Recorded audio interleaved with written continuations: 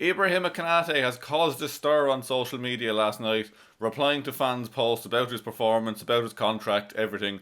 We're going to go through those few posts. We're going to take a broader look at the Konate situation and ask what is really going on with Ibrahima Konate at Liverpool. Let's jump straight into it. So the first post last night from Ibrahima Konate was a reply to a tweet from Anfield Sector. Anfield Sector said, "If Konate plays like he has in the last two games for the rest of the season, I'll have no issue wishing him well if he decides to leave at the end of the season, top draw. Would love us to renew him but feels unlikely."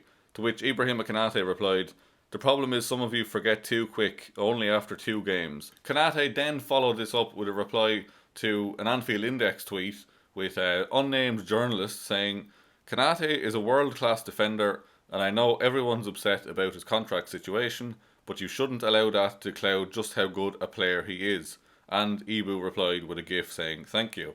I'm struggling to get a proper read on this one, to be honest. I think more than likely this is Konate just basically saying, put some respect on my name. I've been class for 2, 3, 4 years, whatever it has been. Two bad games doesn't change that. But it is not a good look for Konate to be replying to these type of tweets about his contract, not giving us a positive update.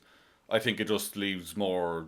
I think it just leaves more questions unanswered than answered, really, and I think fans deserve an answer at this point on whether he is staying or going. We have seen recently, of course, as well, Mohamed Salah quote tweeting Anfield Edition with their post about Luis Diaz and Darwin Núñez, and Salah was kind of hitting back at that, saying let's not disrespect players who were here previously, and it is becoming a thing that players obviously are very engaged on social media. They see things like Konate replying to these things is absolutely no coincidence. Like, he replied to two separate things on two different platforms in the space of an hour or so. Like, he is obviously searching the timeline for stuff about him because he feels disrespected. And it does cause a wider debate, of course, on whether we should be criticising players so harshly or not. But again, I just don't think it's a great look for him to be jumping into these debates about the contract situation while not addressing the contract situation. It does have hallmarks of what Trent did when he moved to Real Madrid. There was this kind of giving it all this with the hands and everything and still not addressing the actual contract situation. You look at how Mohamed Salah and Virgil van Dijk conducted themselves throughout those few months. They publicly said numerous times that they wanted to stay, they wanted to extend. Trent was very much I'm not talking about it. Konate is very much the same. There's not been no public pleas to get his contract extended. So I'd love to hear what your take on this one is. I just don't think it's a great look, to be honest. Not to criticise him for obviously engaging with fans and stuff, but I think just calling him out for criticising him when he was bad. Let's be honest, he was bad for those two games. He's been great again for the next two games, but I think fans have the right to call a player bad when they're playing bad, so I think it goes both ways. But again, I don't think it's a great look for him to be jumping into the contract debate while not giving us an answer on the contract. I just want to give you a brief timeline now of the Konate situation. So I've been looking back through the archives and I found a tweet from October 6th, 2024, so pretty much a year ago at this point. We had a post saying, "Breaking, Liverpool close to extending the contracts of Ibrahima Konate and Jarell Quansah." Well, obviously Quansah left, but that was from Paul Joyce, by the way. If Paul Joyce says that, that is true. So Konate and the club were obviously very, very, very close to agreeing a deal at that point a year ago.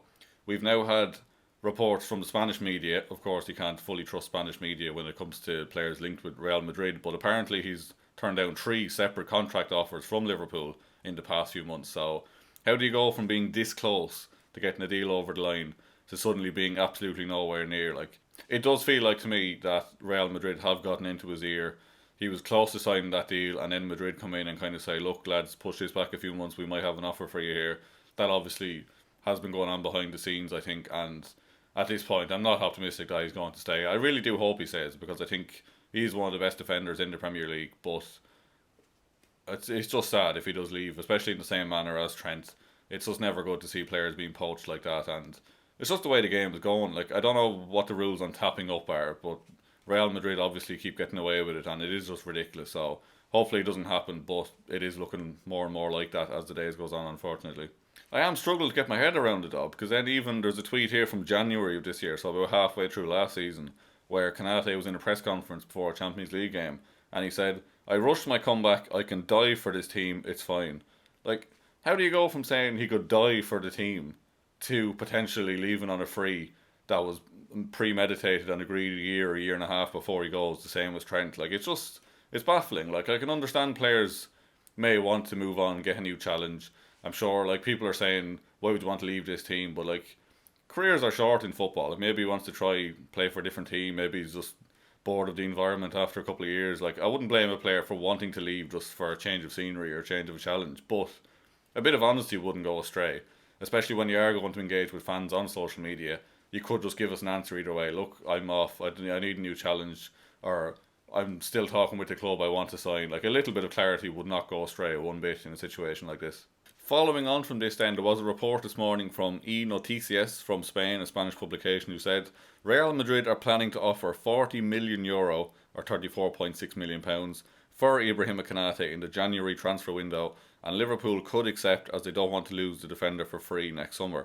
Now, I think if we get offered 35, 40 million pounds in January for Konate, we should 100% be taking it because, like we said, we can't let this precedent go on of letting players leave for free unless they're at the tail end of their career, fair enough. But like we can't be letting players get away with premeditating these moves 18 months, 2 years before their contract is up. I do have my doubts about this report, to be honest. I couldn't see Real Madrid paying that kind of money for him with 6 months left, but it is a possibility, of course, and I'd love to hear your take on that. Would you take 35, 36 million pounds for Konate in January? Because I 100% would. If the club fully think he's not going to sign a contract, then 100% take it. If he's going to sign, obviously, again, that would be my preference. I would like him to stay. But if he's not, I'd rather get the 36 million pounds for him in January. Go and get a Mark A, get him in early, and then we're sorted for the rest of the season at least. Like, at least we have a clear, definitive answer on this situation then. I would love to read your thoughts on this one in the comments below. I think it's going to split a few people. Maybe I am just making a mountain out of a molehill with these, but I think the longer these situations go on, of course you start to look into these things more. If he had signed the deal 6 months ago and he started replying to people criticising his performances, I'm sure we just go, right on Ibu, well done you, calling out to disrespect. But, like I said, these things rumble on. You look for clues, you look for hints, and we would like a bit of positivity in this situation so we can get a clear view of what's going on in the next couple of years, because if he stays, that's fantastic. Like if he signs a 3 or 4 year deal or more, that is our defence shored up for the next couple of years. You get in Mark Gahey as well, that's top options for the next couple of years. So there is a bit of anxiety around this. If he does leave, ultimately, I'm sure I'll give him my best wishes. I'm not going to hold it against him. Like I understand players want to change in their careers or different challenges. But again, we would like some clarity sooner rather than later on this one. I think the annoying thing about these posts in particular is the fact that both of them were discussing his future and he still just blatantly ignored that. Like he has to know this is a big debate amongst Liverpool fans. Anyway, like I said, leave your thoughts in the comments below. I'll have a read through them after this video goes live. Hit the subscribe button before you head out. Follow us on everywhere at Anfield Agenda on TikTok, Twitter, Instagram. Give us a follow on Spotify, of course. All of our streams are now up there as audio and video, so you can check it out on there if you're commuting to work to follow more, and you can listen to it on that. So give us a follow on everything. Hit the subscribe button before you head out, and thank you very much for watching. See you later.